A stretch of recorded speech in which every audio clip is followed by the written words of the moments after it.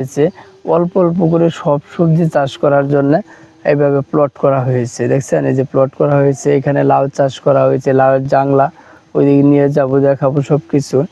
এখানে করা হয়েছে এই যে হলুদ চাষ করা হয়েছে, এখানে মিষ্টি আলু চাষ করা হয়েছে। মানে এখানে ছোট ছোট প্লট করে সবকিছু অল্প অল্প করার জন্য কৃষক চেষ্টা করেছেন নিজে খাওয়ার জন্যে। এই দেখেন চারাগুলো উঠতেছে কি সুন্দর, কি সুন্দর করে উঠতেছে। পেঁয়াজের স্বাদটা কখন পাবেন? যখন পেঁয়াজ কাটতে যাবেন চোখে জল আসবে, চোখে জল আসার পরে যখন খাওয়া শুরু করবেন, কামড়ে কামড়ে যে স্বাদ সুন্দর বা ভালো লাগা যে একটা, এটা খুঁজে পাবেন। পেঁয়াজে কিন্তু প্রচুর পুষ্টি আছে পেঁয়াজের জাজটা কিন্তু অনেক সেই। যারা সব সময় কেটে থাকেন তারা একটু কম পান, যারা হঠাৎ করে পেঁয়াজ কেটে যাবে, যদি কান্না চলে আসে, না কাটতে পারতেছেন, কান্নার দরকার, তখন পেঁয়াজ কেটে নেবেন, কাটতে পারবেন অনেক। পেঁয়াজের কামড়ে কামড়ে আছে স্বাদের মর্মতা, অনেক মজা স্বাদে কামড়ে খুঁজে পাবেন। এখানে কিছু অল্প জায়গায় হলুদ চাষ করা হয়েছে, অল্প কিছু জায়গায় দেখেন, এই যে অল্প কিছু জায়গায় হলুদ চাষ করা হয়েছে।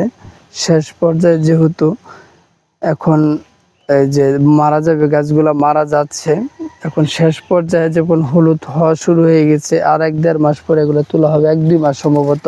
এই দেখেন এই যে হলুদ, এখন কিন্তু আপনার হলুদ হবে, এখন কিন্তু হওয়ার সময়, বাড়ার সময়, বাড়তি হওয়ার সময়, একসাথে সবগুলো বাড়বে, বাড়তি হবে, তারপরে তুলবে, কালারটা আসবে। এই দেখেন কি কালারটা, লাল কালার, এই দেখেন এই যে কালার, যেরকম কালার হবে। আর 2 রকমের কালার, একটা যদি লালটি কালার হয় সেই হলুদটা হবে অনেক ভালো, আর একটা হচ্ছে সাদা কালার আসে, সেই হলুদটা কিন্তু ভালো না, সেই হলুদটা তেমন একটা ভালো হবে না।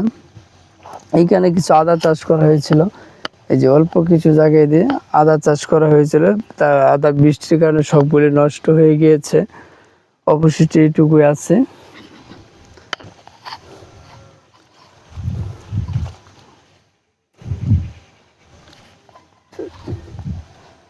দেখছেন 4-5 কাঠা জায়গার মাঝে কি সুন্দর করে ছোট ছোট প্লট করা হয়েছে।